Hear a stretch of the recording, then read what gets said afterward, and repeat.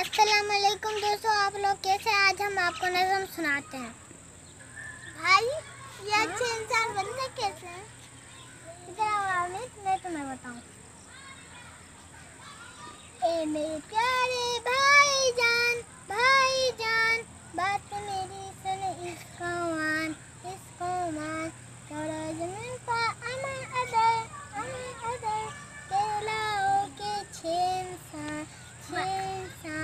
ए मेरे प्यारे भाईजान, बात मेरी सुन, इसको मान, करो ज़मीन पर अमन अदर केलाओं के छेन सा।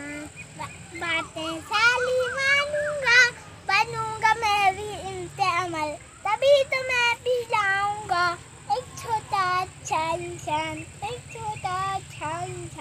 ए मेरे प्यारे भाईजान, बात मेरी सुन, इसको मान, करो ज़मीन पर